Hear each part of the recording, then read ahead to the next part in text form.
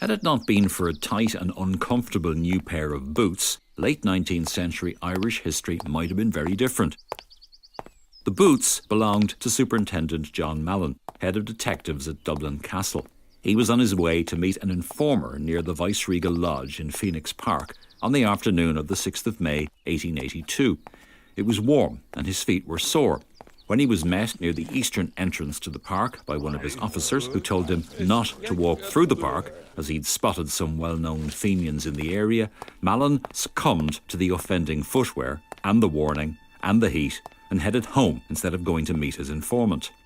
Had he strolled on into the park, however uncomfortably, his presence might have prevented one of the most vicious and notorious murders in Irish history.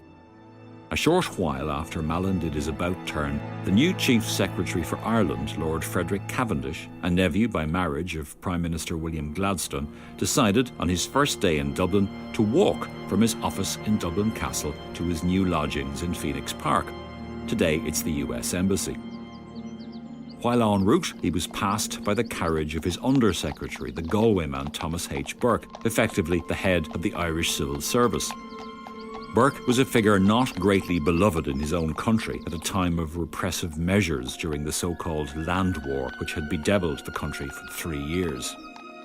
When Burke recognised the lone walker as the new Chief Secretary, he stopped his carriage and offered Cavendish a lift.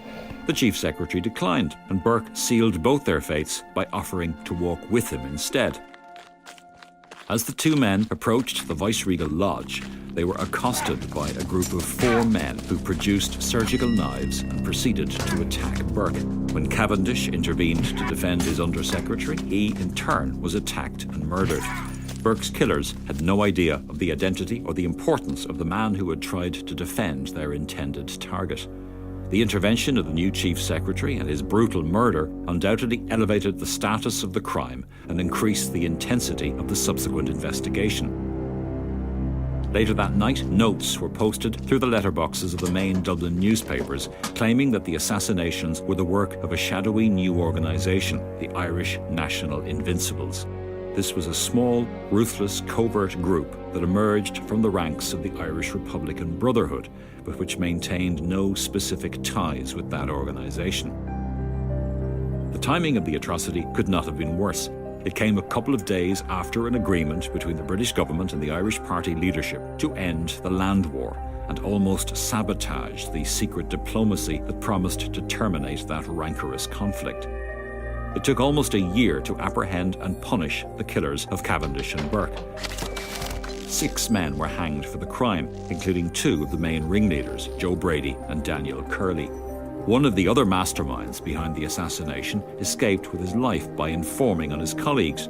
James Carey was one of a number of informers produced by the Crown in the case against his fellow Invincibles, but his evidence was crucial. Superintendent Mallon had essentially hoodwinked Carey into confessing and turning state's evidence, while Brady, Curley and their associates were either hanged or jailed for lengthy terms. Carey was freed and given a new identity. Carey's freedom, however, was short-lived. He was smuggled out of Ireland, destined for South Africa, a few weeks after the 6 Invincible hangings. Recognised on board the ship taking him and his family to their new lives, he was shot dead by one Patrick O'Donnell when they reached dry land. O'Donnell was, in turn, hanged for his own crime. The Phoenix Park murders took place 134 years ago on this day.